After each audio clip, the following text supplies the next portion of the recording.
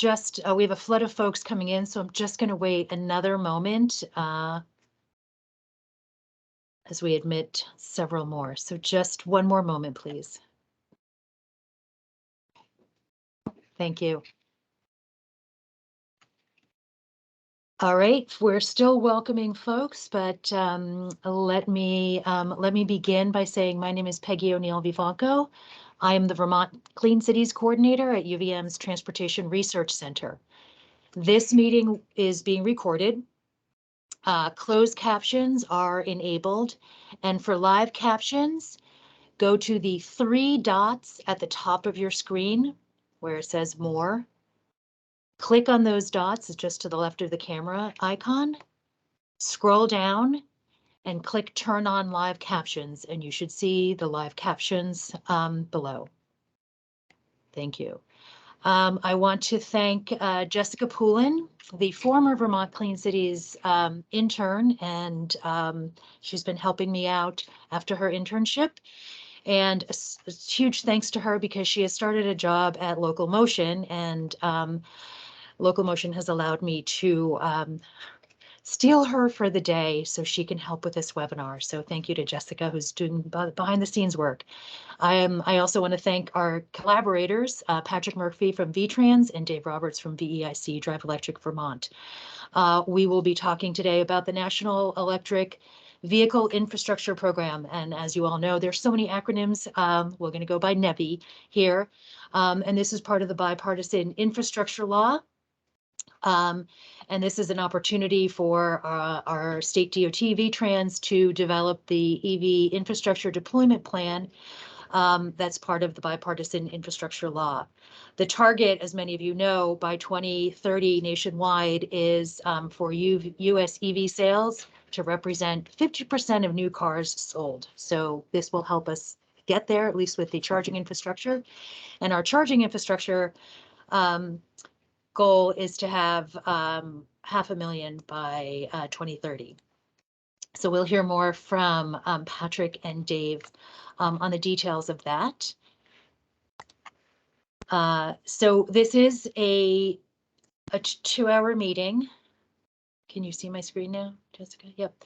So the agenda is kind of quick. Those introductions, I have to say a word or two about Clean Cities, just because it's my funding source. Then we're going to get into the charging infrastructure overview, Vermont charging investments to date. Our state has done a lot, and also with support from the BW funds, the federal and state goals for EV charging, the charging plan development. We're going to have a quick break, and then we're going to do breakout rooms. And those breakout rooms we're going to assign you randomly, but we really need you to stay on and give your feedback during that period. And then we're going to come back, discuss, and deal with any questions. So very quickly, wave tops. As I mentioned, I'm part of Vermont Clean, the Clean Cities Coalition.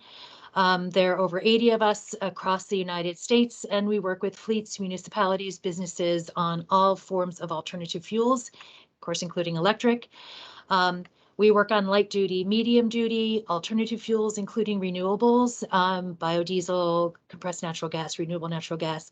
One of my favorites also is idle reduction, and certainly new mobility choices and emerging transportation technologies like microtransit, like our projects up in Montpelier. So Clean Cities and the Department of Energy have loads of resources. Certainly I kind of, Dave Roberts and I work back and forth on, pointing our respective stakeholders to different resources. We have the Alternative Fuels Data Center. We have case studies of different technologies, vehicle search tools, and A-fleet calculators for comparing vehicles, fuels, and cost of ownership. So thank you for listening. We're going to take a couple of polls right now to get a sense of who we are on this call. Jessica, can you launch the first poll? We want to find out who's here. What organization are you representing? Is it long?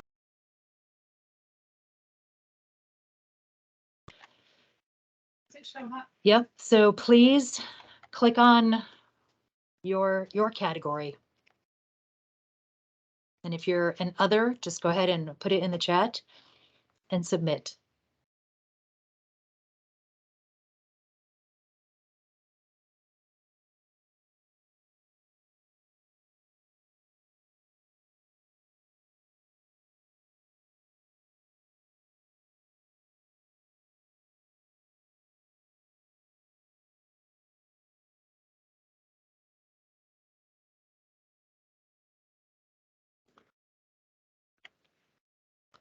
Okay, who has their hand raised?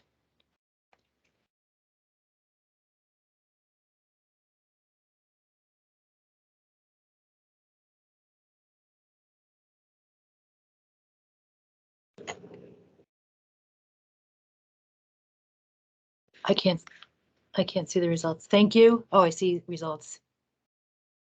Energy committees, just an individual. Thank you.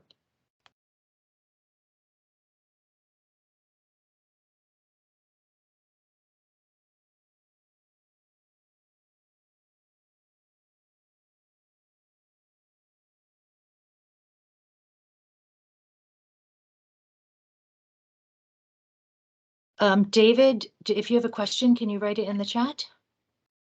Our next poll is, have you ever driven an EV?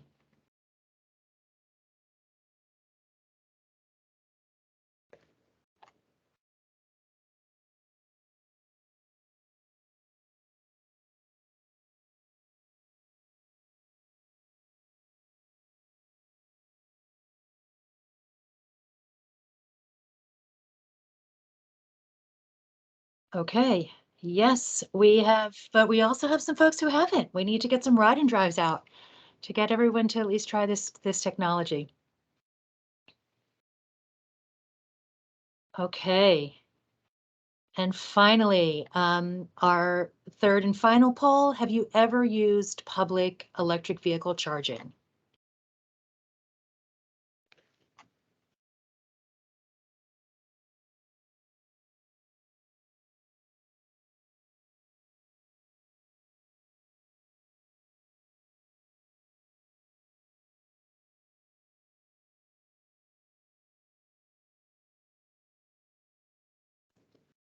Okay, it definitely looks like the majority of folks have not used EV charging, probably for lots of reasons, maybe need, but maybe there are some issues around how to access those. Okay. All right, we'll close that. Thank you. So next up, we are going to hear from Patrick Murphy and Dave Roberts. As a quick introduction, Patrick Murphy is the Sustainability and Innovations Project Manager in the Policy Planning and Intermodal Development Division at VTrans, Vermont Agency of Transportation. Well, also, he and Dave Roberts are co-presenting on the next slide deck.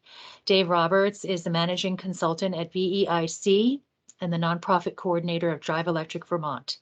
The VEIC team is supporting the state of Vermont in planning the EV charging, and many resources related to EVs and charging are available at the Drive Electric Vermont website. I can drop that into the chat for folks to check out. It's a great resource. Okay, so Patrick or David, you can please take over. Great. Thanks so much, Peggy and Jessica, for all your work in organizing this webinar today and for the introduction. I'm happy to be joined here by Dave and his team, Desmond and Vince, who've been working hard the last several months on the state's EV charging plan and have been flexible as that has grown in scope into the plan we now have are required by the Federal Highways Administration in order for Vermont to gain access to federal infrastructure funds for fast charging along our highway corridors. And thanks to all of you, the participants who've joined to learn more about and to help inform state plans on building out our public EV charging network here in Vermont. I want to start by stating that the purpose of this webinar is share what we're working on and learning in the development of a state EV charging plan, and then to hear and learn from all of you on possible approaches, considerations, goals, directions to incorporate into that effort. So the purpose of the plan itself is really to develop a deployment strategy for a statewide charging network that will enable EV adoption levels necessary and required to meet the state's climate and energy goals that have been identified in the Vermont Climate Action Plan and the Vermont Comprehensive Energy Plan as well, and elements of the annual state transportation funding bill. The plan will also be used to meet federal Infrastructure Investment and Jobs Act requirements to advance the availability of funding here in Vermont, which we'll get into shortly. At this point, we'll start the presentation here. And so I referenced where some of these goals come from. The first sort of primary document, I would say, is the Climate Action Plan, which passed late last year, and it really includes a priority of developing electric vehicle charging infrastructure to support these goals of transportation electrification. So that the goals below, the emission reductions, are minimum requirements. They're found in the Vermont Global Warming Solutions Act. And the numbers above for PEVs, so plug-in electric vehicles, the 27,000 by 2025, the 126,000 by 2030.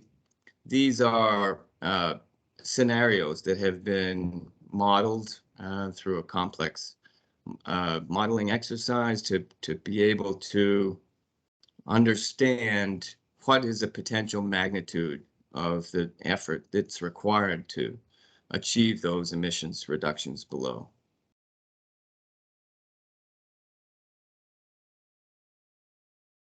So the Climate Action Plan came up with a number of pathways to achieve those emissions reductions. We're going to focus here in this presentation on sort of the third item within the first pathway, which is the EV charging investment. And before we get into the planning effort, I think it'd be good to sort of provide context for everyone, given that many people here, haven't experienced public EV charging in the state of Vermont yet.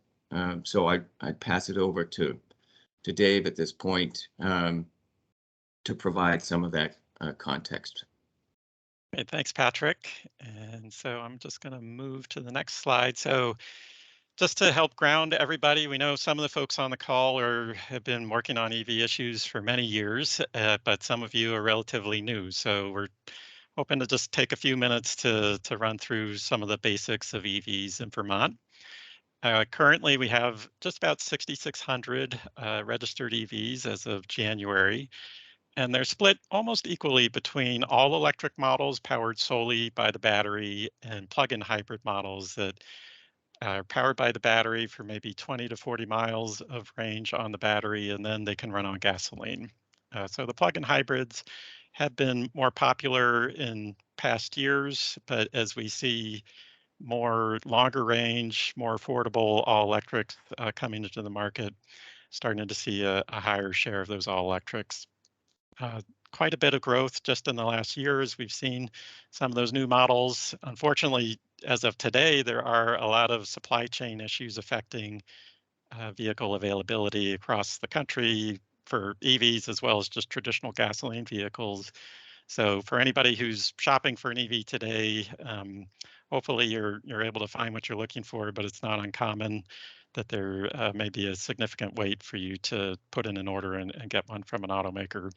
And hopefully those issues will be going away in the next year or so as some of those supply chain issues get better. And in terms of market share then, so market share essentially doubled. So this is looking at new vehicle sales, um, different lines for all electric and blue, hybrids that don't plug in orange, and plug-in hybrids in gray. So the plug-in models, the all electric and plug-in hybrids, essentially doubled in 2021. So, again, we're seeing more interest and higher sales as more affordable models are coming into the market. Vermont is actually doing quite well relative to other states, particularly in the Northeast, in terms of interest in electric vehicles and adoption. So, um, you know, even considering that EVs are just about 1% of registered vehicles in the state as of today, we're about fifth in the nation, according to some U.S. Department of Energy analysis, and had the highest market share or registrations east of the Mississippi. So we see California, Oregon, Washington State, some of those West Coast states are still out well ahead of East Coast, but it's coming along, and some of that has to do with some of the additional models, all electric models, longer range, as well as all-wheel drive, which we know is of great interest to many Vermonters. So showing here some of the all-wheel drive models that came into Vermont registrations last year. Some research on what people are looking for to make them more likely to buy an EV. So what are the levers we can sort of pull on to meet those climate action plan goals? Lowering the upfront cost is the number one issue. So the state does have incentive programs. There's federal and utility incentive programs as well. So, there are efforts afoot to address those upfront cost issues. We know some people are just not ready. So, a lot of people say there's really nothing that would get me into an EV today, but as time goes on and additional models and interest and knowledge increases, that might change. But as we kind of work down the list, we start to see some things that may be related to charging. So certainly directly more charging stations, 7% said that. But then 10% said they wanted more range, 2% said faster charging. And those are all sort of related to ease of charging in some respects. So when you sort of combine those together, you're starting to look at maybe 20% of some of the EV purchasing could be influenced by improving our charging availability. And when we talk about charging, it's important to keep in mind that there are some different types of charging that are suitable for different purposes. So uh, this is just showing those three sort of traditional typical types of charging. So we've got level 1 charging. It's 120 volts. It plugs into a standard outlet. So if you have one within about 20 feet of where you park your vehicle overnight, you can usually use a level 1 charger. It'll give you about 5 miles of range per hour of charging. So if you're driving 40 miles or less per day, that usually would give you level 1 would give you enough of a charge overnight to take care of that. There are some different plug types. So shown beneath here, I'll try to pull up the pen. So this J1772 connector is the industry standard that all automakers are using, with the exception of Tesla. Tesla has their own proprietary plug format, but they do have adapters that they can use, equipment that has that J1772 standard connector. As we move up, then level 2 charging is basically just higher powered, faster charging. It's 240 volts, like an electric clothes dryer type of circuit. Depending on the charging equipment and the vehicle, typically you'd see 10 to 20 miles of range per hour charging, in some cases more. And again, most vehicles using that standard J1772 connector, with Tesla continuing to use their own. And then we get up into fast charging, which will be a topic of a lot of our discussion today, because this is where some of the federal funding is coming to bear. Fast charging is much higher powered.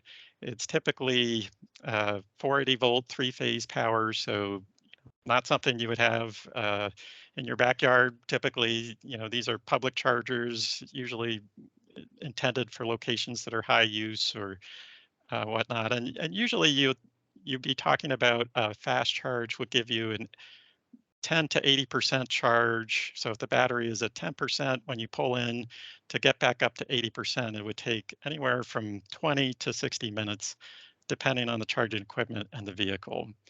And for fast charging, there's another plug type that's there's sort of a wrinkle on the plug type. So we have the CCS, which is basically the same J1772 plug on the top with some extra ports on the bottom to handle the higher power. This is used by most EV manufacturers with the exception of Nissan today, which Nissan uses this CHAdeMO plug for their fast charging. And then Tesla, of course, continues to use their own plug.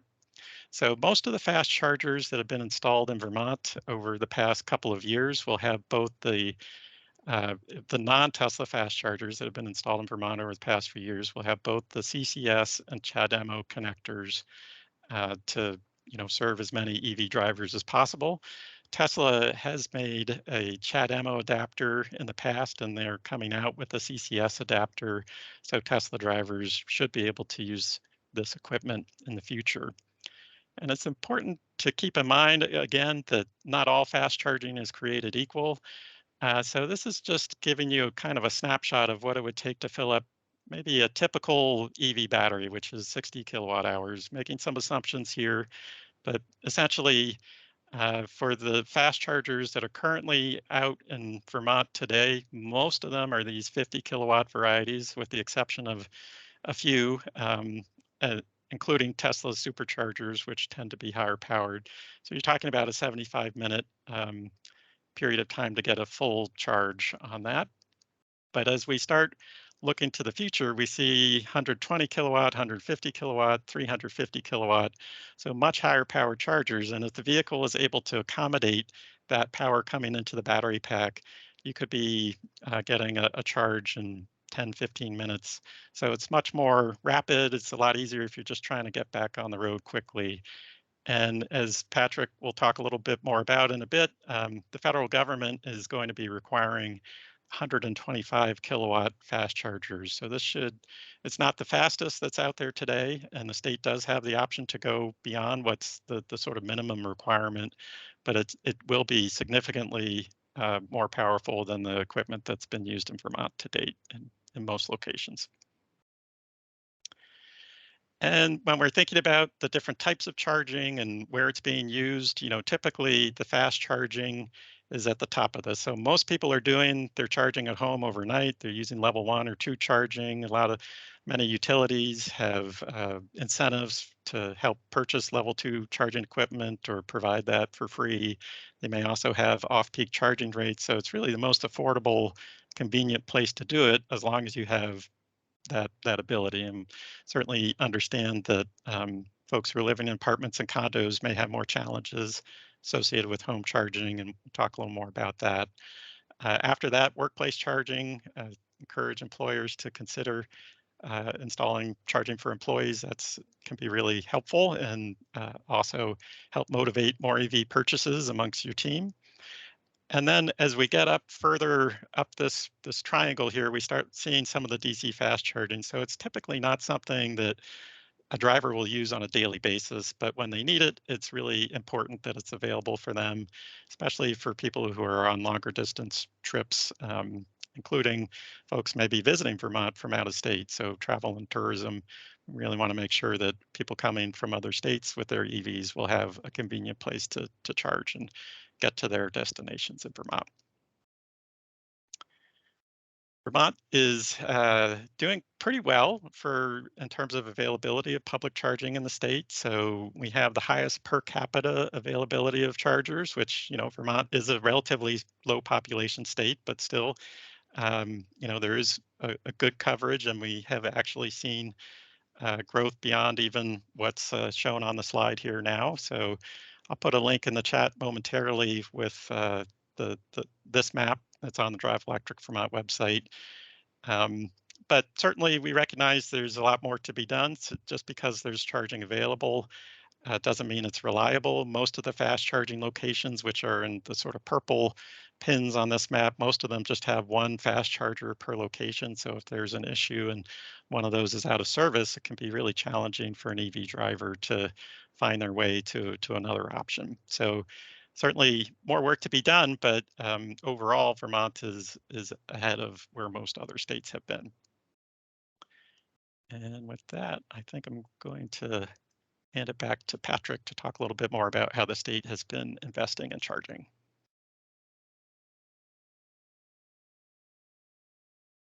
Thanks, Dave.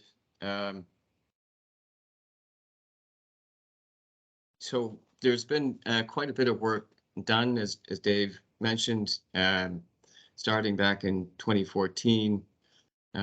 Department of Housing Community Development has really been the lead agency of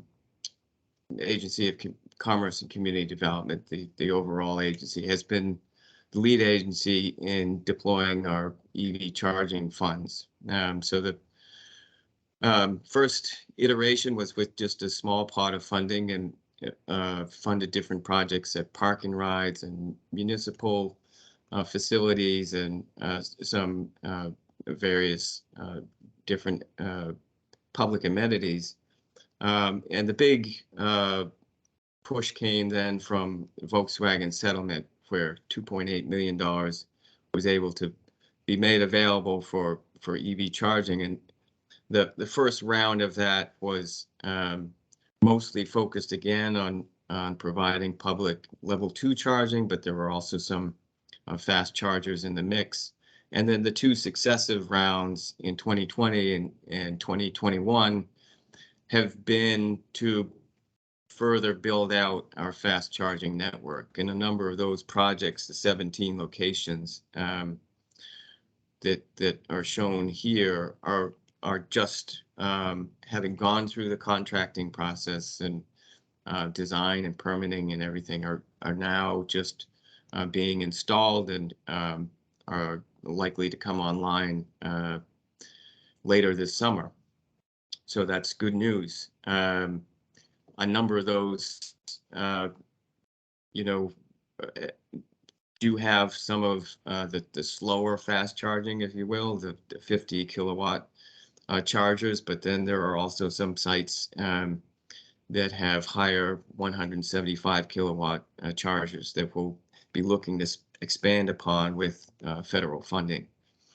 And then the most recent round of funding has been focused more on filling the gap in access to charging for those who live in multi-unit dwellings. So people in apartment buildings of 10 units or more, through the authorization by the Vermont legislature last year of $1 million, Department of Housing Community Development, in partnership with a number of other agencies, Agency of Transportation, Public Service Department, and Agency of Natural Resources, have worked to create a new program that will pilot different strategies for providing greater access to, in this case, affordable multi-unit housing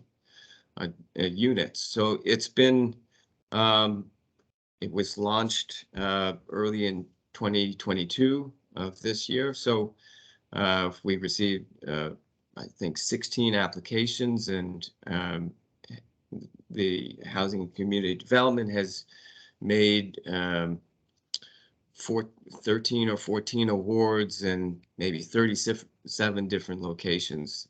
So it's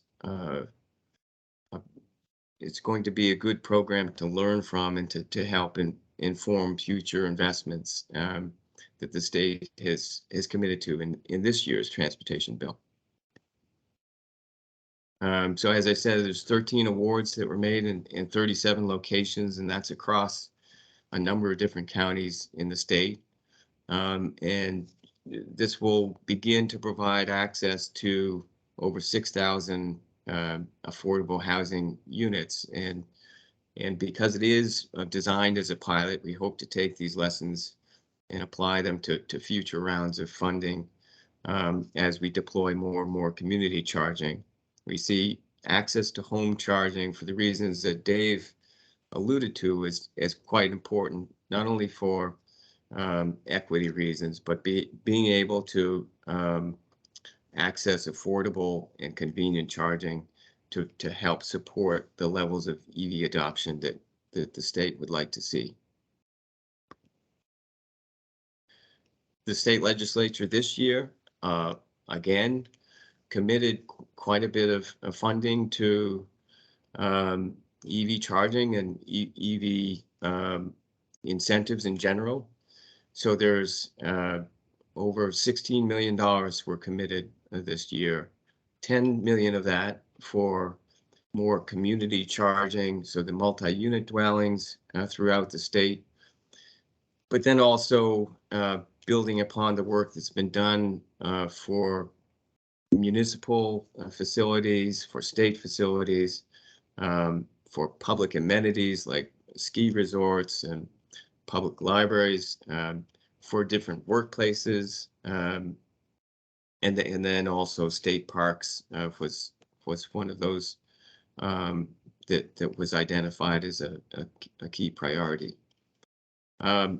So this really is a significant amount of funding, more than the state has seen all at once, and a good opportunity to help again support the levels of adoption that we'd like to see.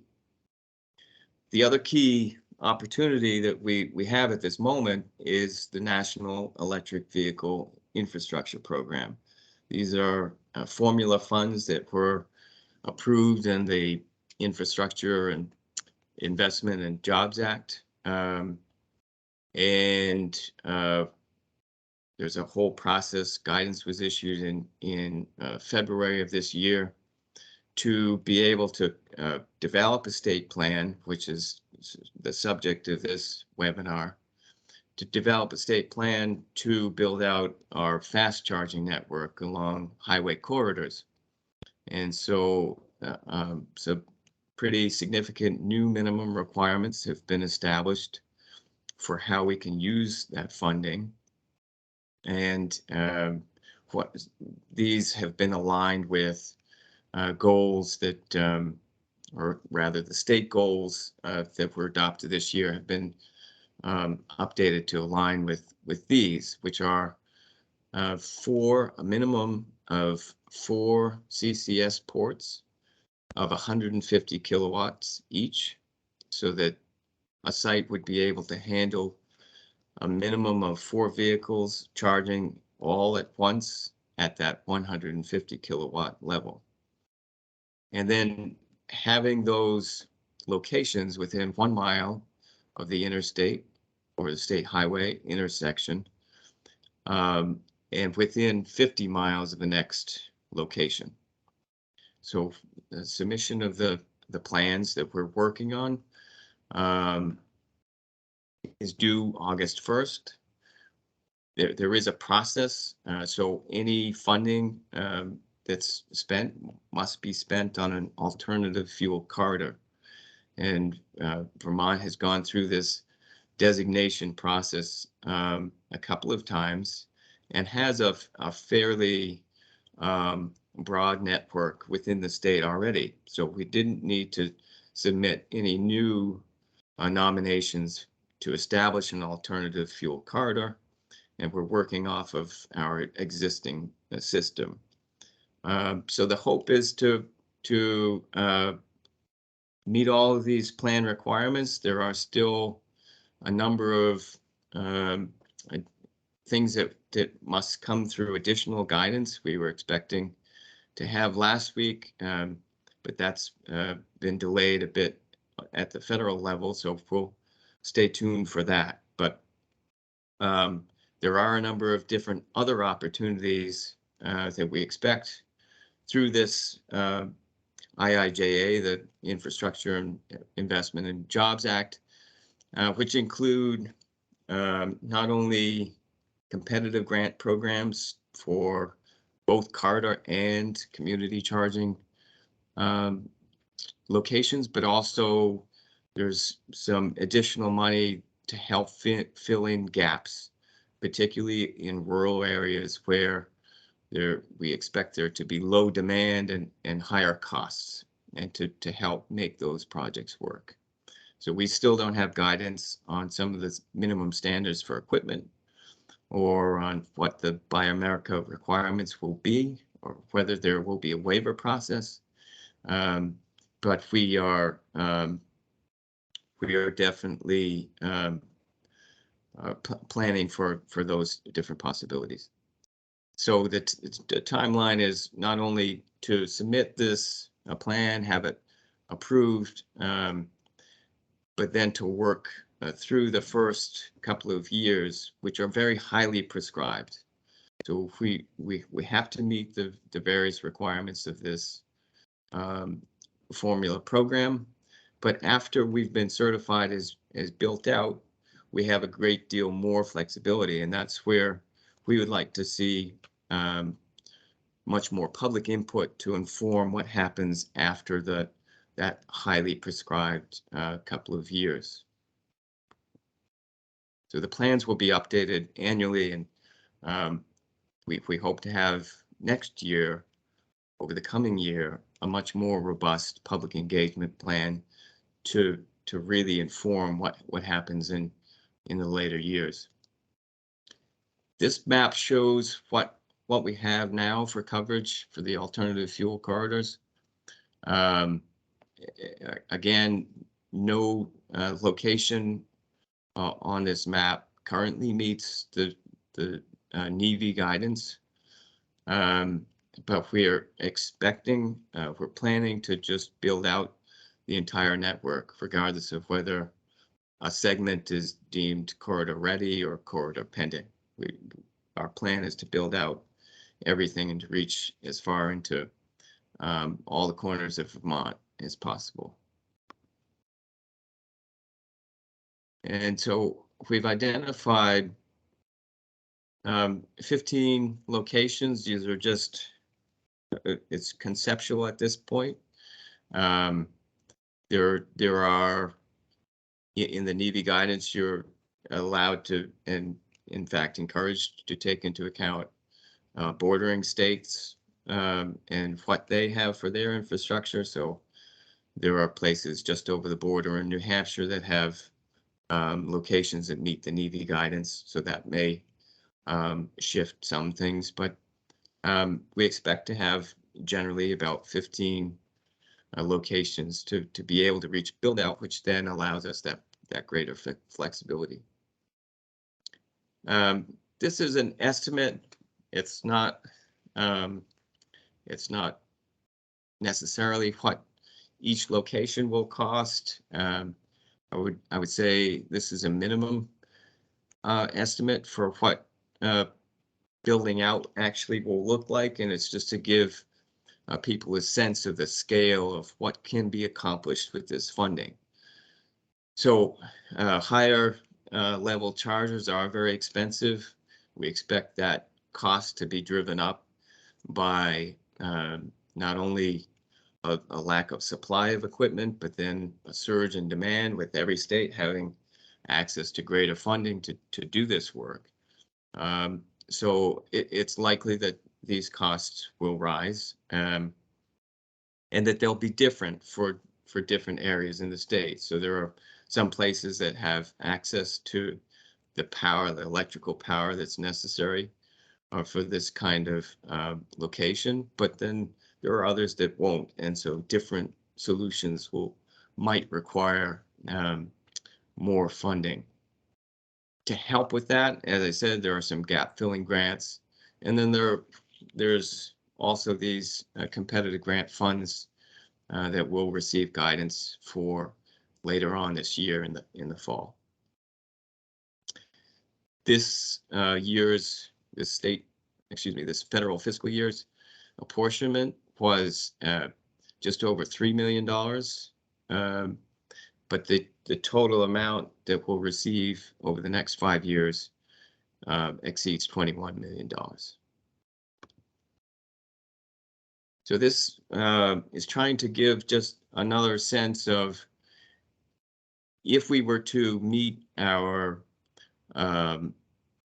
scenarios that are laid out within the climate action plan, what would we need in terms of workplace and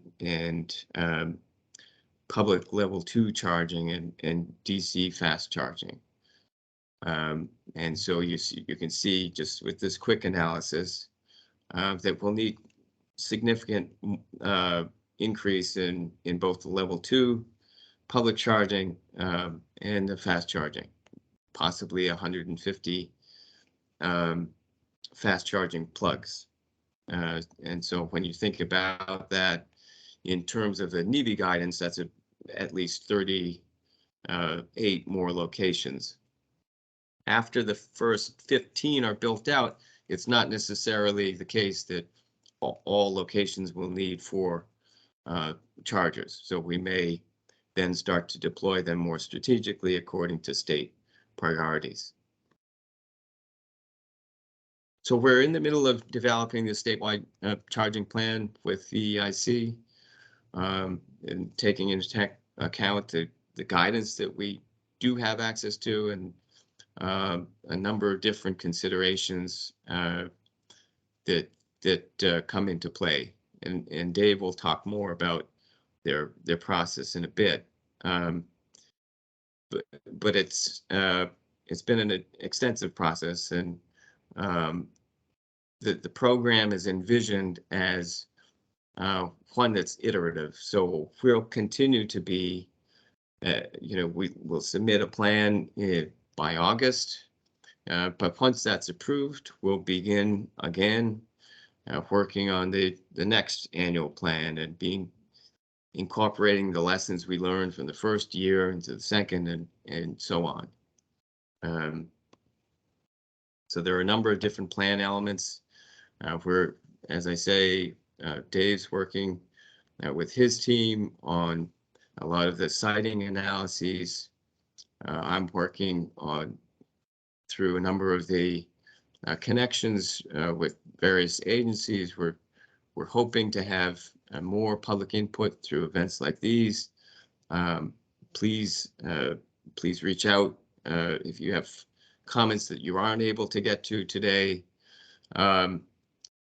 So there are a number of considerations to work out before the plan's submitted. And I would just re-emphasize that this is just the start of public engagement, that we expect this to continue throughout the program so that there's a feedback loop and we're continuing to improve and to be deploying these charging stations equitably. So at this point, I'll hand it over to Dave to talk about how his team has been approaching the prioritization of these investments. Thanks, Patrick. So I do see there's a few questions in the chat. I'll just mention I've been responding to a few.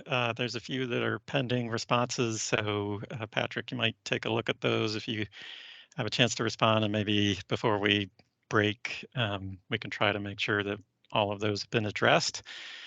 So a little bit about the prioritization that we're doing. So the intention is to kind of look at parts of the state that are a better fit for especially these fast charging corridors that Patrick is talking about that we need to make sure are built out to the federal requirements. The analysis that we're doing is not getting down to this particular location, so it's a more general sort of look at things because we know that there's a lot of variability when you get down to individual sites in terms of how much parking is available, the power that's available at the location, just the interest of the property owner, a lot of issues that need to get worked through when you're actually putting equipment in the ground. So what we're looking at is basically just trying to look at the big picture. And so some of the factors that we're building into this are looking at traffic volumes, of course, as an indicator of, how much travel is in the area, as a demand for services and things like that.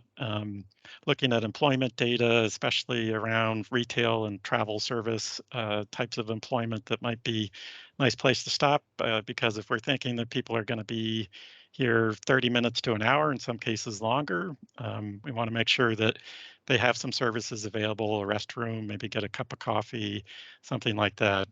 Things that are ideally, a lot of those locations are going to have lighting at night. So that's a consideration as far as making sure that these are safe environments for sort of 24/7 availability. Also looking at walkability. So, if you're going to be parked for a while, can you walk to a destination?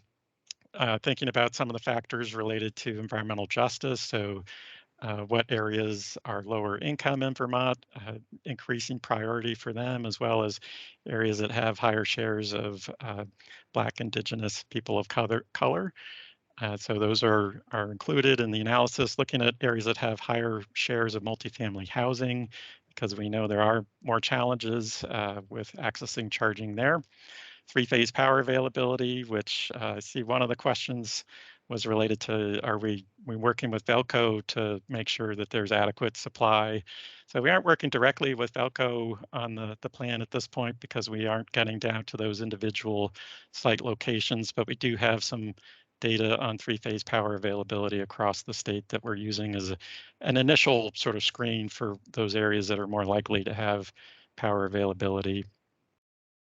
And of course, making sure that we're within the required distance to the EV corridors. So, within 1 mile of an interstate interchange, or essentially within a mile of those the corridors that aren't interstates. Right now, Vermont does not have a single location with 4 150 kilowatt DC fast charge ports, but there may be some opportunity to revisit some of the prior grants that the state has offered to see if we can get them up to this sort of minimum standard. We're also, as Patrick mentioned, waiting on guidance from the federal government that may clarify, exactly how this power needs to be distributed and things of that sort. So, we're keeping an eye on that. But and as well, I know Patrick's been in touch with representatives from our neighboring states to kind of think about, some of the border areas where there may be plans for higher power charging as part of their work. So just to give you kind of a snapshot of how this is all looking, we're basically dividing the state into a grid of hexagonal cells that are about a half mile across, and looking across these different factors that I mentioned on the prior slide to come up with quantitative indicators associated with each grid cell. And right now, it's very much a work in progress. There will be opportunities for comment and feedback on the draft plan before it's finalized. But just to kind of give you an idea of what this is looking at, you can see very tightly. There's, I recognize the detail isn't. It may be hard to make out some of the detail here, and that's actually by design, because we didn't want people to be too concerned about specific locations at this point as the work is continuing. But on the left is traffic volumes over here. So these are traffic volumes data from VTrans. We've got information on some of the employment. Here is the second one. We've got information on racial characteristics in these grid cells from census data. Multifamily dwelling units. These orange locations are approximately where three-phase power is, overlaid by the corridors in green. And there are other factors at work, but this last one here is sort of an initial take at some of the priority scores based on those various factors. So that's where we are on the prioritization. Before we start talking about the breaks and breakouts, I think we have some time for questions. So Patrick or Peggy, if you want to run through those a little bit. We can try to answer a few. Yes. Yeah, I just want to start. I think you were kind of on most of them. Let's see. Going up to the top, from Olivia Campbell, will Vermont encourage utilities to provide make-ready grid or site upgrades to help leverage the federal funds and reduce the DCFC install costs to the state? Any word on that? Patrick, I'll take a stab. I mean, some of the utilities have already supported some of that type of work. So Green Mountain Power in particular has had a prior program for some of the what's called make ready. So it's the getting the infrastructure in place to support fast charging, not necessarily the actual charging equipment itself, but the electrical infrastructure going up to the equipment. And I think that the state would look favorably if a utility wanted to advance future programs on that, but at this point, it's not a requirement. And given the federal funding availability, I think the state is prepared to make these investments, whether utilities are able to do that or not. Okay, right. And then that answers a little bit of Jeff's question. The next question will be offering 100% funding for any of these locations. So I think down below, Jeff, it's indicated that there's an 80-20 cost share. Is that correct? 80% federal, 20% cost share. But Jeff was asking if 100% funding would be available for level 2. So sure. Thanks, Jeff. So the NEVI funding, the federal funding, is just going to be for fast charging, at least until we have reached fully built out status. That comes with the 80% federal, 20% match cost share. But it's really up to the state to determine what's the best way to meet that match. So, we could, in particularly in higher demand locations, we would be able to see, and it's expected that the private sector would be meeting that 20% match. So the state would not be contributing to that. But there may be locations that are more difficult to build out, or to build out at the scale that's required. For that, the federal program allows 5 years of operating assistance, so that can be included as a total project cost. There are these gap filling grants, and then the state, if there is not sufficient interest, then the state may also consider using state funds as part of the match. Not necessarily. I don't think we'll see a location that has 100% funding from both federal and state sources, but there may be a possibility that state funding would be used to kind of bridge some of the gap, given the economics of a particular location. Right, and thank you, Patrick. Will the chargers have multi-network access? I think you had answered that above, in that they will be accessible to users. That's part of the RFP, that it isn't necessarily going to be tied to, say, a charge point or a flow card. Is that correct? So the NEVI program has sort of clear overall guidance that these have to be open networks, that the payment access methods have to be open. Vermont, what the specifics are of those is yet to be determined.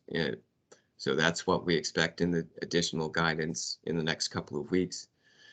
Vermont plans to continue in the same vein that it has over the last several years, which is to require accessible payment options, which include being able to use a credit card, swipe, or chip reader, and among other options that, will be just as likely, mobile app on a phone and the rest of it. But that's an important requirement that we feel it will allow access to, all segments of the population.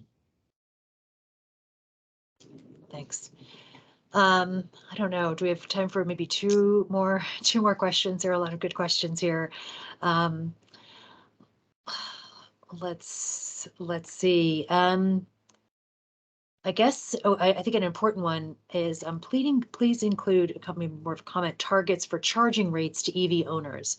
The publicly funded fast chargers in St. Albans has a very high charging rate. So I guess, a question, and I think it depends on the utility, how are those charging rates managed? And I know that gets into kind of really kind of bigger issues maybe than we can handle, but I think, Dave, you might be able to answer that one. Can start with it anyway. So we're talking about fees to actually use the charging equipment here, I think, and the state for publicly funded locations in the past has required the sort of grant applicants to disclose the pricing, but they haven't set sort of a maximum or minimum. They're just trying to make sure it's reasonable. And unfortunately, it can cost quite a bit of money to keep charging stations up and running between the sort of network agreements. A lot of them use cellular data modems for networking. If there are any fees charged, the network operators may take a percentage to cover their fees for customer support and credit card processing. If there are maintenance issues, that can add money. So all that's to say that, it's almost always the case that the most affordable place to charge is at home. And that's why, the state is certainly looking to support that as much as possible, including at multifamily locations. All that said, public charging, we want to make sure that it's reasonably priced for people, and ideally at a point where the price is still less than what somebody would be paying for comparable travel on gasoline. And so there are some conversations underway at the state, I think, in terms of future grant programs and how to maybe take a closer look at pricing and charging rates, and then also thinking about opportunities for bringing those costs down generally as the usage hopefully increases and the industry matures. But it is something to think about, and the state does also have some irons in the fire, if you will, around just making sure that people who are using public charging stations know what the fees are before they actually use it. So it's transparent to the customer and they have that information so they can decide where they want to charge. So one final question, kind of related to the fast charging, is someone asked about like battery degradation with a lot of fast charging.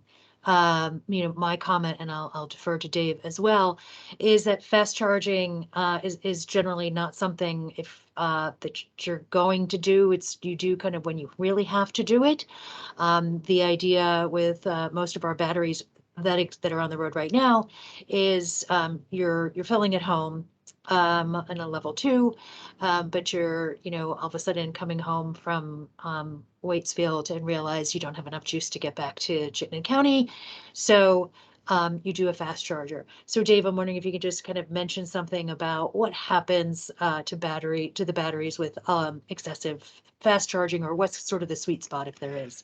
Yeah, I did put a link in the chat earlier, so anybody who's interested in really digging into this, I encourage them to check that out. But it depends on the vehicle model to a degree, and how the charging is happening and the ambient temperature. Hotter temperatures are generally worse for long-term battery health. But overall, it is certainly true that you generally don't want to be fast charging all of the time. Level 1 and 2 is really not much difference in terms of long-term battery health. But for fast charging, there can be, and especially in some of the EV models that don't have robust cooling systems on the battery, they tend to. So, for example, earlier Nissan Leafs have had a little more battery degradation than some of the other models with more use of fast charging. So there's definitely always check if you're an EV driver or interested in purchasing one. We always just recommend look at the owner's manual for information on what the manufacturer is recommending for that particular model, and they may be able to provide more guidance for that particular model. And one just related point to all of this is not every EV charges at the same rate over the period of time it's plugged in. So the acceptance rate, I saw there's a question about this. Typically when you first plug in and the battery is low, you get the full power for a little time. So for example, a Tesla, you might be looking at 200 kilowatts of power, but then as the battery gets more full, you start to taper and the charging slows down essentially. So that's why automakers usually provide a 0 to 80% reference when they're talking about fast charging, because once you get over about 80% state of charge, things usually really slow down. So just another sort of wrinkle to keep in mind with some of these fast chargers is that even if we're offering 150 kilowatt DC fast chargers, and a vehicle that can handle that power is plugged in, they won't see that power for the entire period of time they're plugged in. And especially in winter, we tend to see slower fast charging in winter when batteries are cold. And some manufacturers are developing kind of more advanced battery heating systems that can warm the battery before pulling into a fast charger to alleviate that issue, but it is a concern. Okay, thank you, Dave and Patrick. So how about we take a few minutes right now? Please come back. We will, be able to kind of peck away at some of these questions, responding in the chat. Go stretch your legs, grab some water, use the restroom, and then come back because we really have some exciting breakout rooms for you. You can't see how excited I am under my mask. So let's come back at 2:05, and then we'll get into our breakout rooms. Thank you. Thanks, Peggy.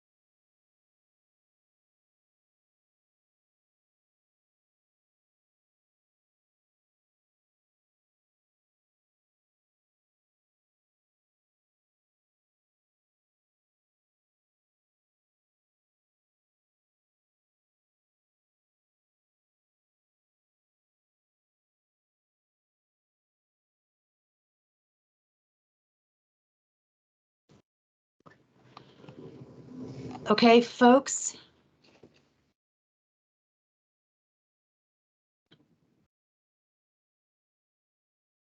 And Jessica, will you?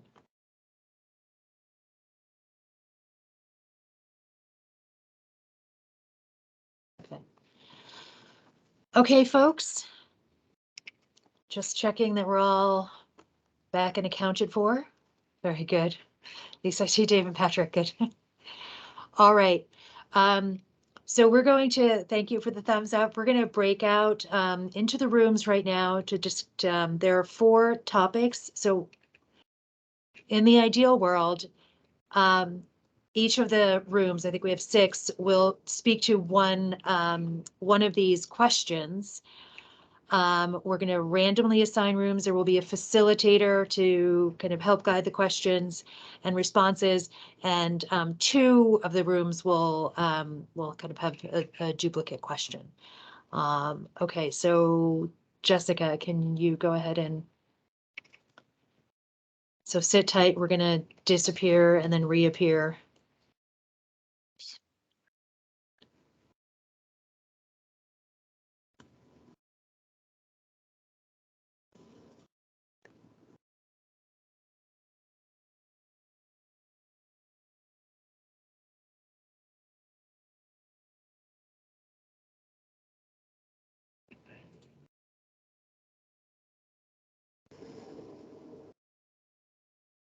Okay, it's just gonna take a minute because it's making me assign manually.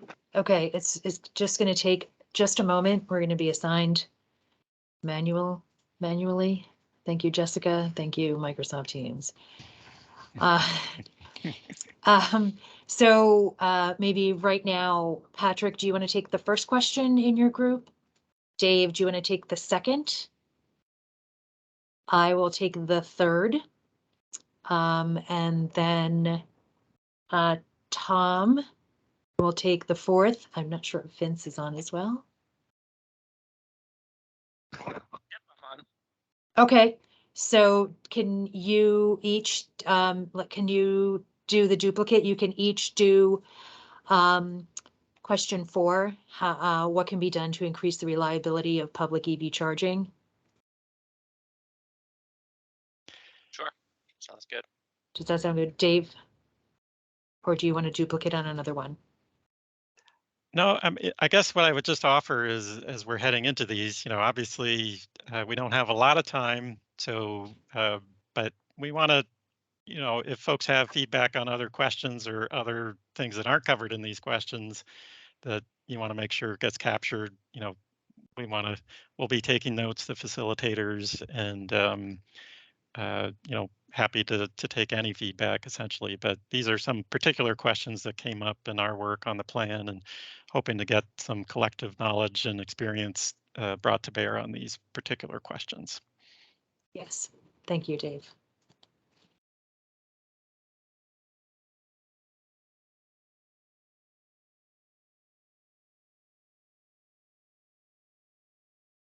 We're moving along here, hang on.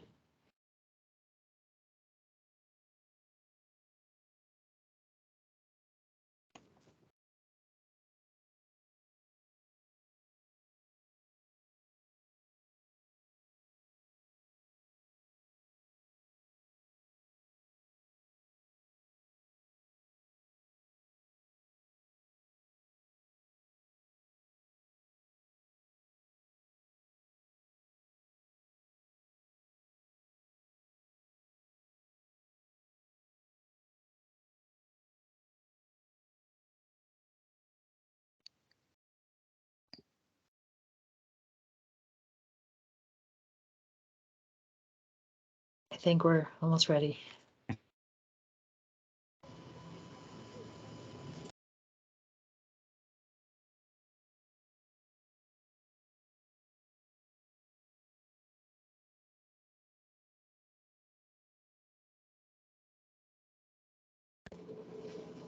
You can put anyone else in my room.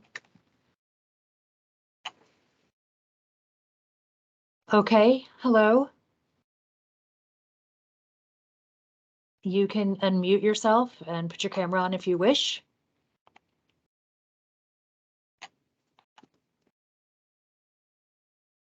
Or somehow indicate that you can hear me. Okay.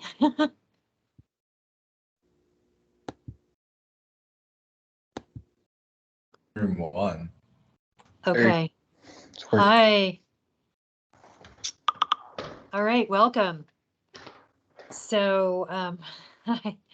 So anyone who wants to brainstorm ideas on how can the state support EV drivers who may not have access to charging at home? And as Dave said, we can answer any of these, but if we can at least try to get some nuggets around this one, that would be great. Any thoughts? Does anyone have an EV or a plug-in hybrid who's in this conversation? No. Could could you paste the question in the chat maybe so we can see it? Sure thing.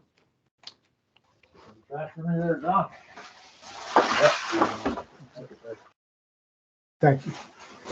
Okay. Our filters are being changed, man. What's that? Our filters are being changed. Excellent. Okay. Let's see. There's a hand up. Wolfgar, do you have a question? Okay. There was a hand up, but no question. Patrick's in the room with Dave. JD3, any comments on how can the state support EV drivers who may not have access to charging at home? Thank you. I don't know if you can hear me. Yeah, I can hear you now. Yep. Yeah, okay. I mean, I think anything the state can do is helpful. What I'm finding out, having to do investments at our dealership in this is the support grid-wise is still way behind in a lot of areas. And I'm in Chittenden County, right in a very commercially available spot, and I'm still having trouble getting voltage to where I need it to go at reasonable expense. Okay. And so So the let me just, biggest thing is, you're in I think- Chittenden County. I just want to make clear. yes, Yep. Chittenden County. Okay. Yeah, right in Shelburne Road, South Burlington, Shelburne. Okay. So I see rural areas, most of them were, or anywhere outside there, so many of them are built for much lower voltage standards. I mean, a lot of the homes and things weren't even wired for air conditioning, so there's going to be a lot of infrastructure work to do before they're going to be ready for some of this. And so that's one of my biggest concerns, is that how are they going to do this? And I'm also finding it very expensive. So there's going to be a lot of money required to do this. And I don't know where it's going to all come from. Okay. Okay, so we need better support with the grid to get the voltage needed. Rural areas are built generally for lower voltage. I just want to make sure I'm getting your comments. Sure. And then how will the state and utilities fund this kind of infrastructure? Yeah. And I'll give you another example. So, for our business, okay, we have 140 employees. If they all want to drive electric cars, who's going to put the chargers in the parking lot so that they can all charge up so they can get home from work? Because most of them drive 20 to 50 miles a day to get to work. So they'll need to charge at some point during the week, probably. So I look at, just putting one charger in, level 2 charger right now, what it costs. And we're looking at putting in a couple of level 3s right now, and the cost is huge comparatively. I'm not sure that we have any kind of infrastructure in the near term that's going to support some of the stuff that we're hoping to do in the time period that we're talking about doing it. Okay. Okay, so your concern is, okay, who's going to put the chargers in? So we're also looking at workplace charging, right? So Yeah. not just like on the highway. Yeah. And with the workplace charging, concerns about, if you have 10 employees who are driving 25 miles a day, yikes, that's a lot of driving. Then how do they top off? And what voltage do workplaces need? That would probably be low and slow, like a level 1, because if you're there for an 8-hour shift or even a 6-hour shift, a lower voltage would be good. But those are good questions. Any, For go ahead. example, we have 70, 80, 90 employees. Some of them share rides, but that all park here. Okay, what would the parking lot look like? How many people would need some charging to get home? People aren't always good about being diligent about keeping their car charged up. How are we going to accommodate? We're going to have chargers and wires everywhere. What would we do? Type of thing. And I'm just saying, envisioning a scenario so that we can come up with guidance for that kind of thing. Right. Oh my God, wait, where'd he go? The guy who was just talking.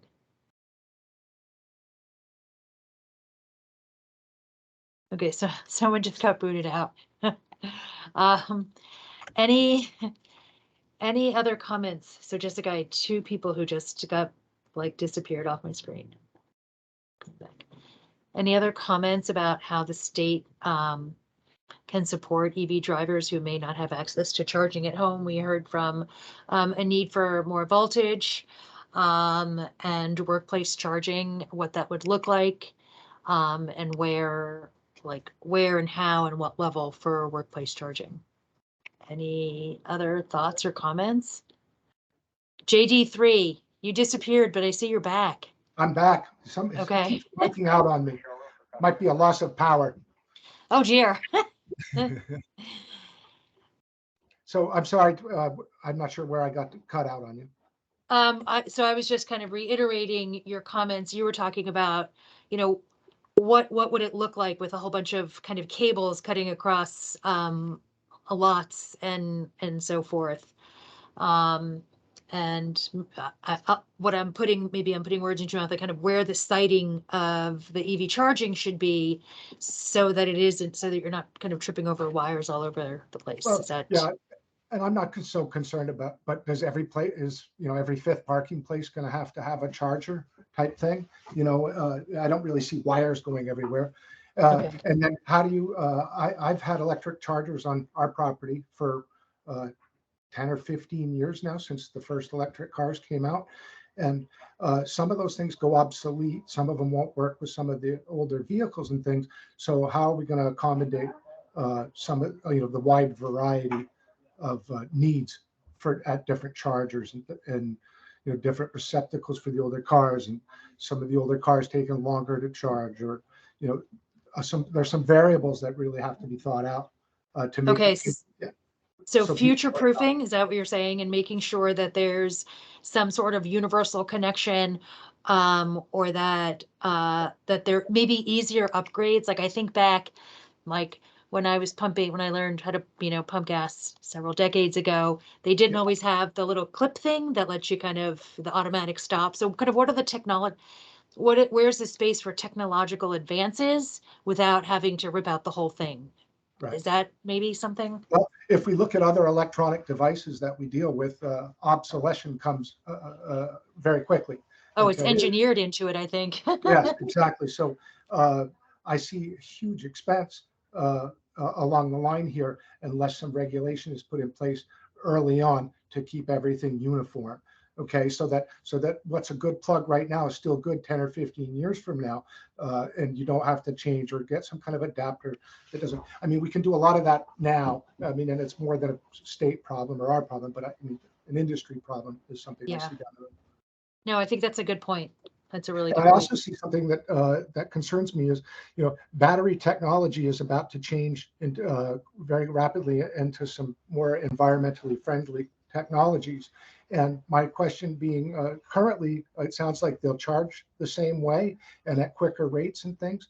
But as battery technology changes again, okay, and it will change rapidly and quickly, are these chargers that we're spending all this money on still going to be the best investment? Or by the time we get those installed because it's going to take a while, are they already going to be obsolete, is my fear. Right. So I guess what's the timeline that we're kind of looking at? Like how long does a typical charger, is it expected to last? Mm-hmm. And will the technology and the charger phase out in the same time period before there's new technology to replace it? Is that, I'm just trying to Yeah, put you everything in a got it. pithy, You got okay? All right. Any other comments from anybody else? Yeah, I mean, I think there's an important place for public charging, which is the installation of those chargers, you know, would be funded hopefully by federal funding that's slowing down. I think DC projects are good for fueling inconvenience, public access near corridors. Community charging could also use DC, thinking about 20 to 40 minutes of parking while being at a community-based location would be ideal for DC. But yeah, I would agree to the sentiments that workplace and level 2 slow charging is important to, you know, for the folks that don't have access to home charging. That's a, you know, a common you know, place that people park for long periods of time.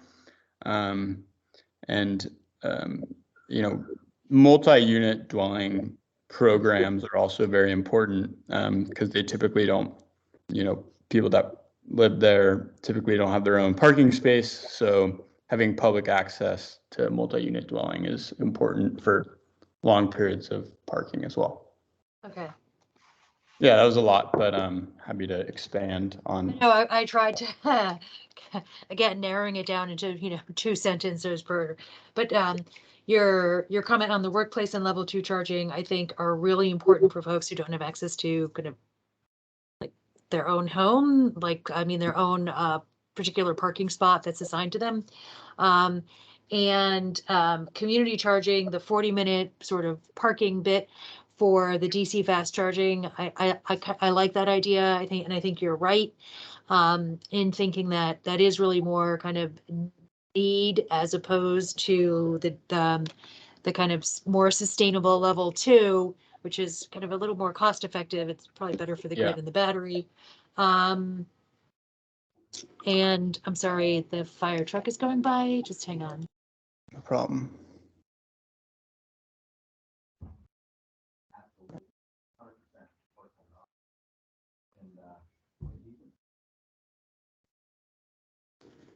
Okay.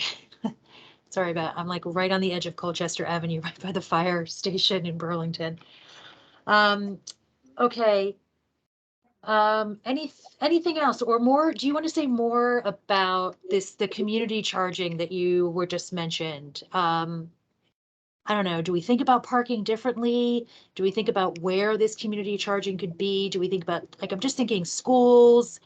Where are the community sites where people are going to be for a little bit of time, but not the whole day? Yeah. So you know, common places are places like grocery stores, retail, so shopping and dining can be good as well. So restaurants that people sit down at, you know, for an extended period of time, but not too long. Right.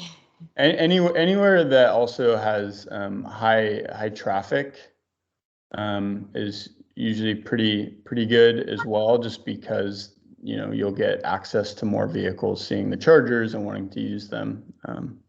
So yeah, those are some examples. Mm-hmm. Yep.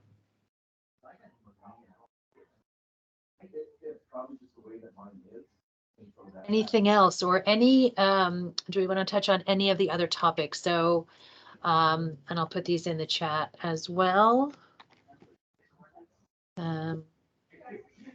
Which are, what do you think of the state's goals for public fast charging availability within a mile of every interstate, within 25 miles along state highways? How can the state work with partners to leverage the federal and state funds? And what can be done to increase the reliability of public EV charging? Any comments on those? Oh, this is Andy. Can you hear me? Yes, I can, Andy. Any comments? Yeah, I just so I thought about that a little bit. And many of those already have connectivity. wait, associated- which question are you answering? I'm sorry, because I just went through the whole list. Oh, what, people keep just disappearing. They're hitting something.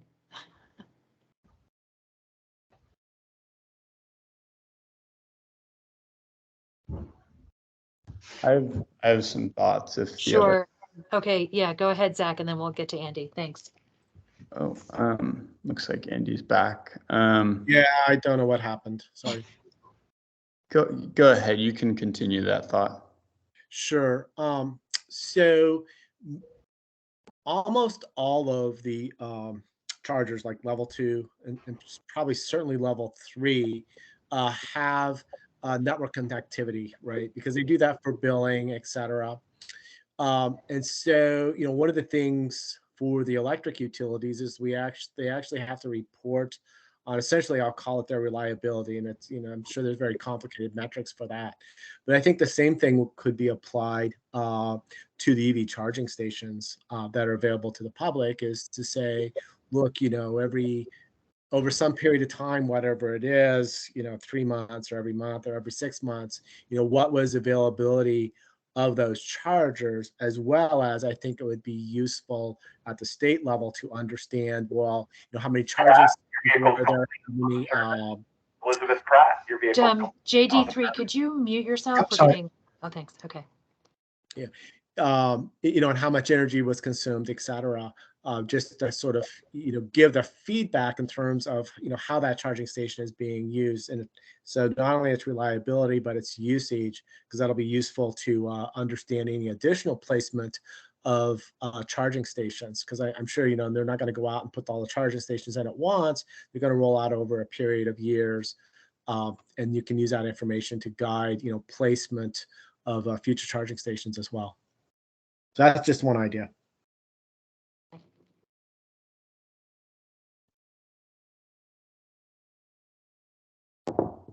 I'll give you another hint. Just so I drive a Tesla, and one of the things the Tesla superchargers do, which is super cool now, is I can actually look at a charging location, and it'll tell me how many chargers are there and how many of them are currently available.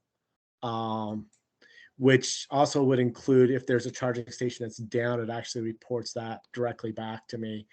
So I mean, that's a higher level of sophistication. Tesla goes so far, not that anybody probably really cares, is if it basically anticipates what it sees as a line of cars, because all the cars are networked together, the chargers are all networked together, it'll actually suggest to you, please charge less because there's people waiting in line to charge.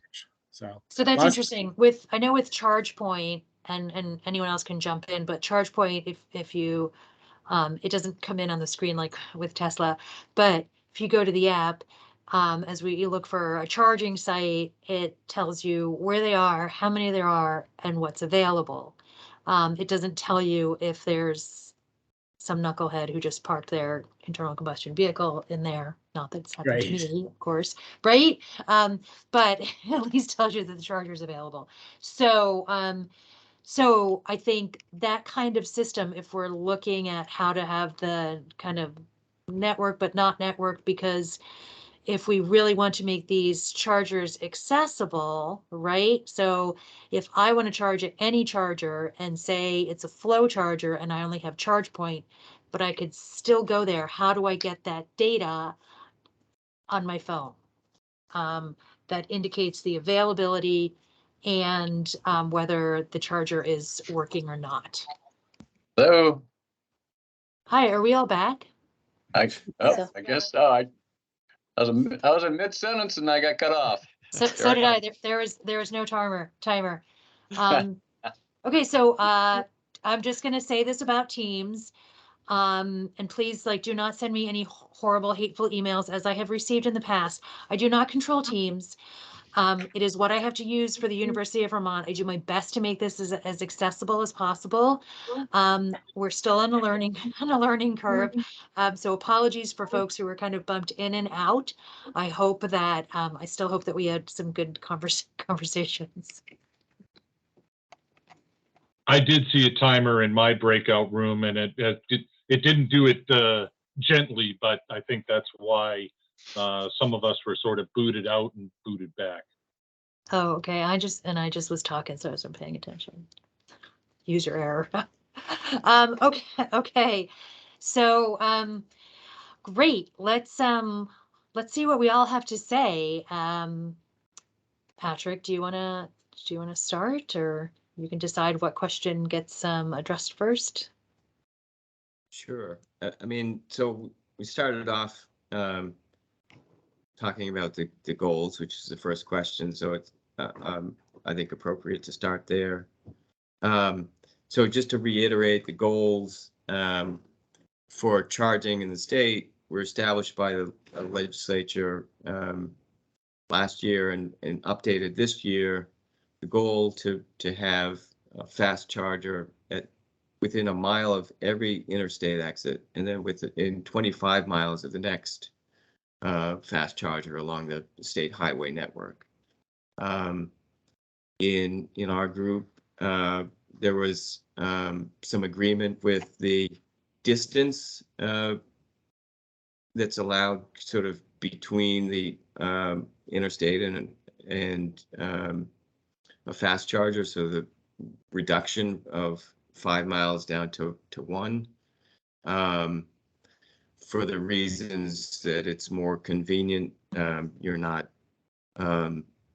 necessarily losing 10 miles of charge going out to 5 miles as it was before, by going 5 miles and 5 miles back to charge up your vehicle. But then there was also this concern about the balance to be struck between serving members of the public that are moving along the highway network and those that might contribute to the vitality of a downtown and economic development. And so being able to have people come into a place and charge, stay a while, and benefit, downtowns, village centers. So that was something that was just noted about the goals. There was the other issue was about the distance between. So it's been reduced from 50 miles from one charger to the next, one fast charger to the next. And there was a thought among some in the group that that wasn't necessary as a maximum distance, that it could be more like 100 or more miles between. So there was, differences of opinion there. But I'll wait to get into the other questions that we tackled afterwards, but be happy to hear what other groups had to say about those goals.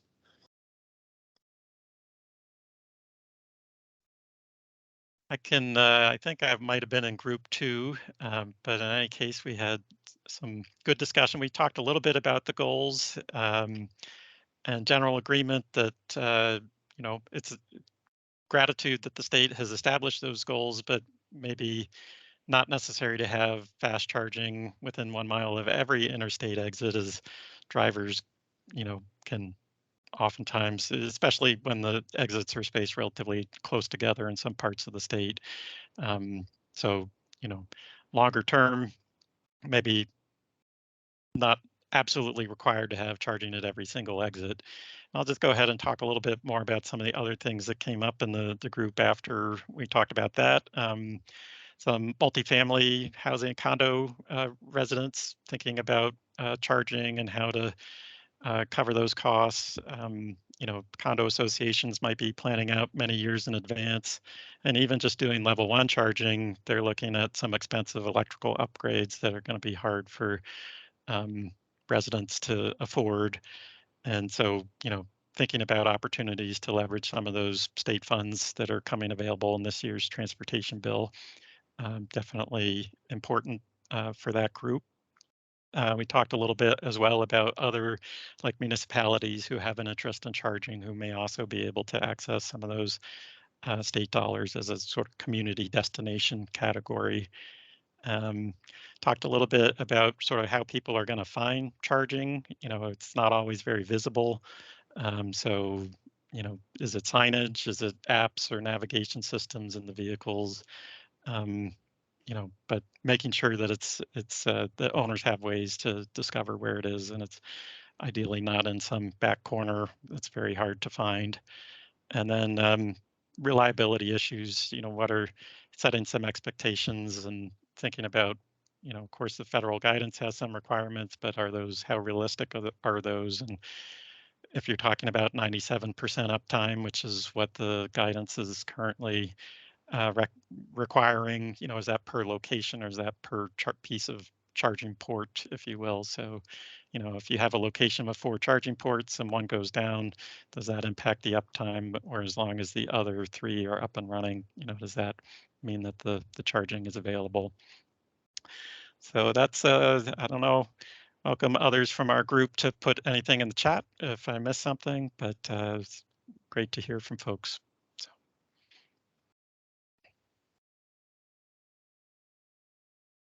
And I don't know, Vince or Tom, I'm not sure who all were in those breakout rooms, but if either one of you want to pick up. Happy to jump in. So we were looking at the fourth question there about reliability of the chargers.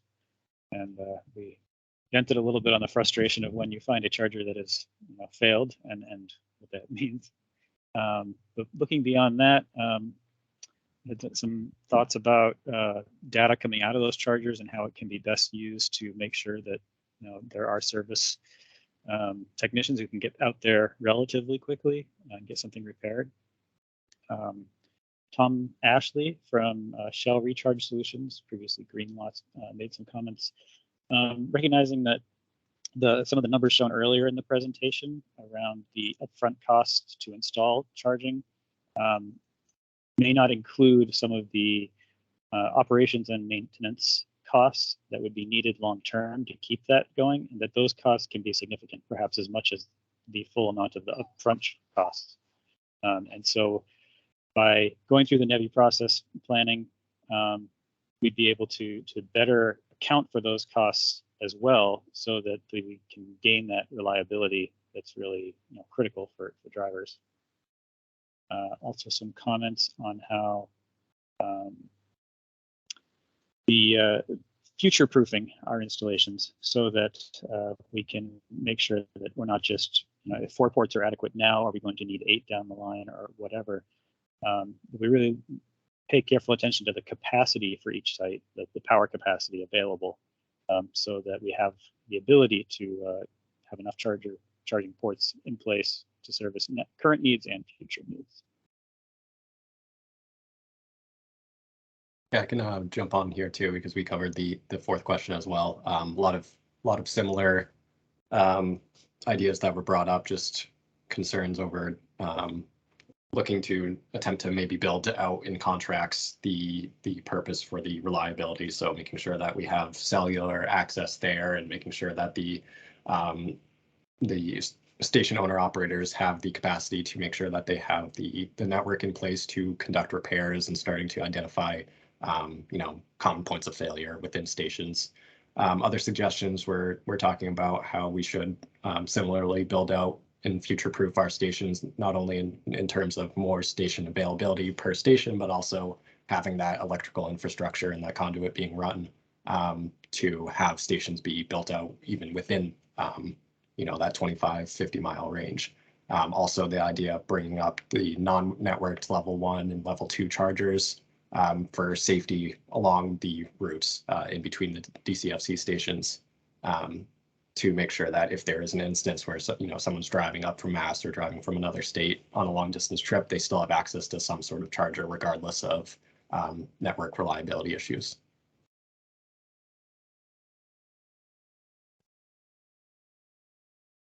Yeah, so our group, we covered the same question. I think a lot of the same comments about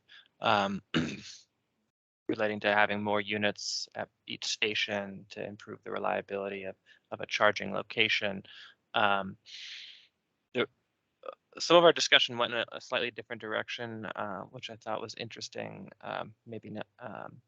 So sort of thinking about reliability in terms of like from the user experience. So one person shared their experience of having gotten a tip on or information from a car salesperson about the location of a charging station, arriving there and finding that they had the wrong plug, and so he wasn't able to connect to the charger. He had a Nissan Leaf, and they didn't have the CHAdeMO connector that he needed. And so from the user perspective, that the system didn't really meet its need for him in that case. And so it's kind of a stretch in some ways, but what I think getting at the system reliability from a system perspective. Yeah, so one person who has level 2 charging at their workplace mentioned just kind of the regular frequency, not often, but over the course of several years of having level 2 chargers, sidewalk crews and other folks causing malfunctions on the chargers that presumably at their workplace would have the resources to fix, but something that needs to be thought about for potential site hosts for charging stations.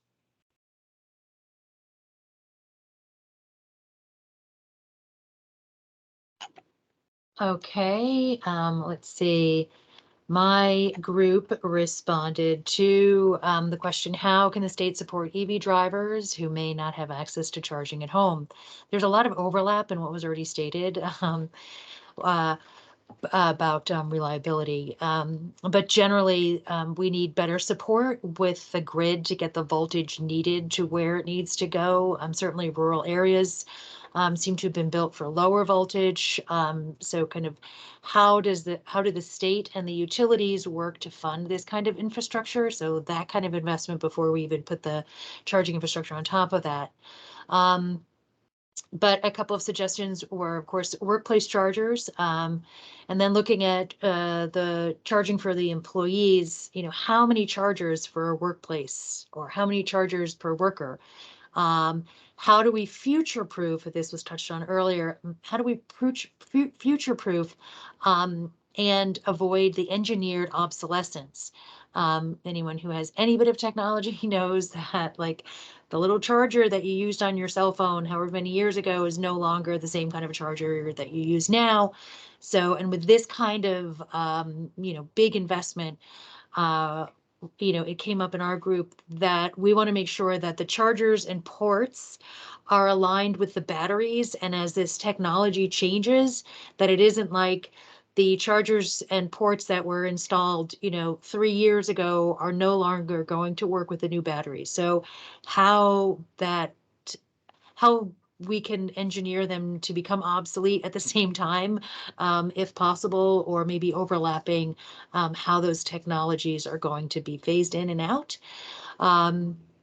We also spoke about community charging. The two types of community charging, one, the short term, meaning the kind of 40-minute for a DC fast to top off some of those places, grocery stores, retail, restaurants, anywhere there's high traffic to get more vehicle access to the charger. Also underscoring the workplace and multi-unit dwellings to have that public access space for people who don't have their own assigned private vehicle space.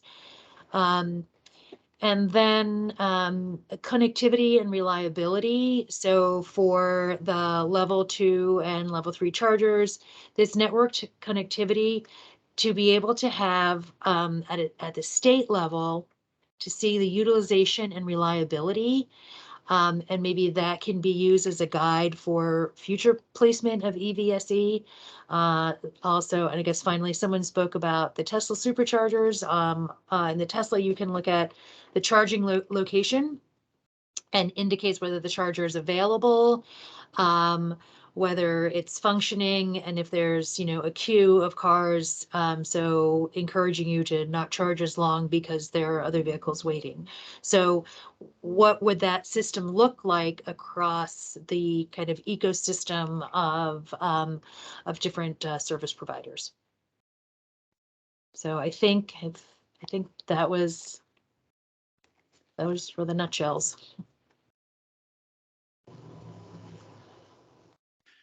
Thanks, Peggy. I don't know, were there any other groups who haven't gone yet? There was one last thing that I forgot to mention when I was talking about our discussion.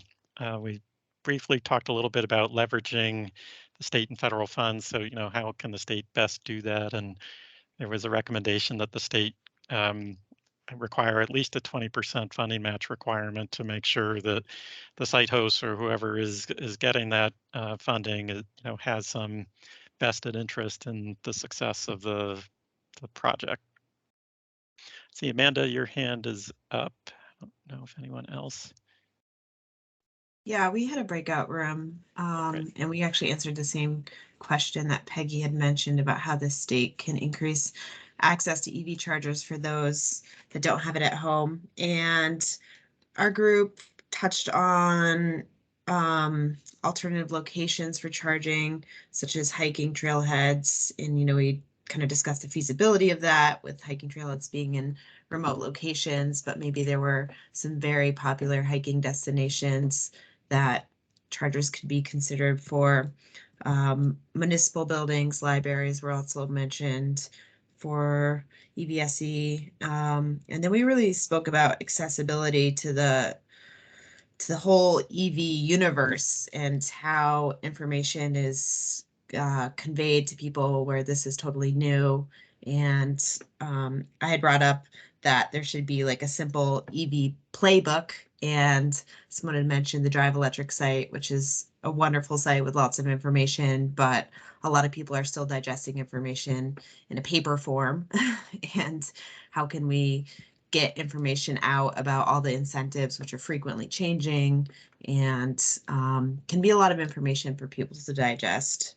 So accessibility to the whole process in general, and utilizing alternative channels to get that information out there to people about prospective incentives, or how charging works and what's a level 2 versus level 3, because it's going to be an entire paradigm shift for driving in the next years to come. So I think that's it. Thanks, Amanda. I appreciate you being our surrogate in your breakout room. Any other questions? Just looking at the chat, general comments.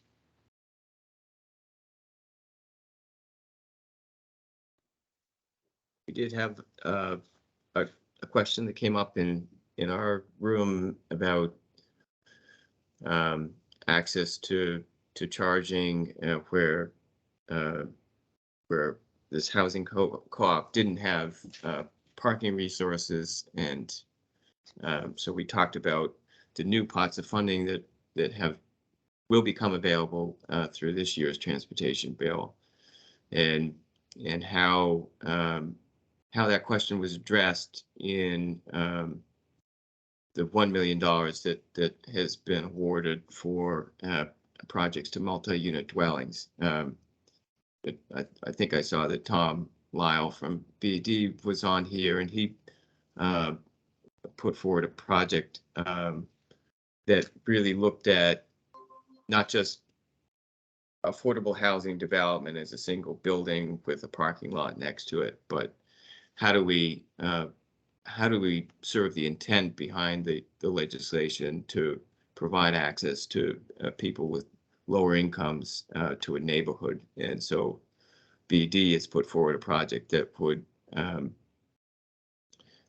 actually tap into on-street parking resources and be able to serve an entire neighborhood that has a census tract with meeting the lower income requirements of the program. So that's one way that we'll see, how we're able to address access, and that we're open to other ideas in other scenarios, to be flexible with that and really serve the intent behind the program, and learn from how we might deploy things in a different way. Thanks. Tom, do you want to add any comments to sort of the Burlington piece of this equation? I suppose I could. I heard my name mentioned, so I thought I'd pop up, and was wondering if you had any questions for me about that project. So, I mean, first of all, Burlington Electric Department is grateful for the opportunity to take advantage of these state funds, or these funds to roll this project out. There's still quite a bit more work to do. As a city department, there's other administrative and regulatory hurdles we still have to jump through before we kind of push this over the goalpost. But essentially, for everybody else, the real interesting part is to install these level 2 chargers on utility poles in neighborhoods. We've identified 5 locations, 3 of which are in the old north end of Burlington. 2 will be around the King Street area. Lots of multifamily buildings there with a mixed use area. So there's income eligible folks interspersed throughout all of these neighborhoods anyway. So yeah, it's a system that's installed. I think it's 10 to 12 feet up on the charger. You go up with an app. There's a little barcode. You use your phone to access the system. It drops the cable down. It's 18 to 20 feet long, so you park under it, and you can just charge it. And so because these will be, if it all comes through, they'll be owned by Burlington Electric, so it'll be like 17 cents a kilowatt hour. No demand charges or anything like that. And so, yeah, we're looking forward to it. It'll take a while to get this thing up and running, but our hope is by this time next year, we can have 5 systems in place. Tom, can I ask you a really brief question about that, actually? Sure. Sorry. Hi, I'm Sam, she, hers. I apologize for being late and jumping in. But I just wanted to ask that, first of all, it's great that we're seeing the repetition of some programs that happened last year. I think sometimes the truncated nature of the funding kind of changing year to year makes it difficult for particularly smaller municipalities and others to take advantage of these opportunities. And so it's great that, for example, the multi-dwelling unit is going to happen again this year. I'm super excited about that. That's great. But Tom, I'm curious about how, if at all, you have structured it so that or if you've structured it in a way to ensure that the benefit is being passed on to the intended audience, because I think we also can imagine a scenario where people who have EVs will also then be going to the places wherever those chargers are located, which is fine and great, but as long as we're also doing something alongside those chargers to make it easier for the low-income residents that are intended for to actually be able to get themselves in an EV and use those instead of the, I guess like I don't want EV gentrification, if you will, so like how do we, like understanding that that's not the intent and that's not at all what you would want to do. I guess, what do we do about that? How do we foresee how that works? What do we do for community outreach, education, or incentives along with that? Or I don't know. Yeah. So if I understand your question is how do we make sure that the people who live there use it as opposed to people coming in from I don't know, Montpelier or Colchester or Montreal or whatever. So it's all a work in progress, and we're going to learn how do we do that and how we regulate it. We are part of the grant is we're going to have to require to make signage, as for EVs only. It will be at this point in time, first come, first serve. So the way we also, but Burlington Electric does have a number of chargers downtown. So, people will find the most convenient place to charge, right? And so they'll go there first. So, that's work to be determined. If you've got any good ideas, I'm all ears. Thanks, Tom. Thanks, Sam, for that question. I got to jump off really quickly here, but I do have a question about the grant. So I know it's a mile. So the DC fast charger is very interesting. We've got our eyes on a few different types of technologies. I've got a fairly big new construction project that's going on 77 Pine Street. So it's right downtown, but I think it's over a mile from the exit 14. I don't know if that just automatically disqualifies us for this grant for the DC fast chargers. I don't know. Probably, So, at least initially. Go ahead, Patrick. Sorry. Yeah, it doesn't automatically disqualify. It makes it harder. So you have to establish a rationale for the exception to the rule, and those two criteria are: is there sufficient access to power within the 1 mile radius, and is there sufficient commercial activity for people to enjoy while they're charging? So yes. Yeah, so it's a difficult case to make in that situation. There's also other level 2 chargers around it too. So if you know Burlington downtown, you can see the skeleton of the building right now. It's going to be about 50 apartments. I think it's about 10 stories. It's right downtown. Is it Bank and Pine? Yes. Yeah. So once the state has reached fully built out status, which is basically kind of those 15 locations that we showed earlier on the map, then there becomes more flexibility with the funds to deploy outside of the minimum standards in some respects, and so that becomes a possibility in later rounds. I see that we're coming up on towards the end of meeting time here. I want to thank everyone for their participation here, for all the great questions and for all the comments. What we're going to do as a team is take all of this into account, try to incorporate it into a draft plan. Just to give you a quick timeline, so if we're hoping to have a draft ready by early June, which would then be shared publicly on a Vermont transportation website, but also it may be shared elsewhere, maybe at the Drive Electric Vermont website as well. And we'll continue to take your questions and comments and feedback. So that's greatly appreciated.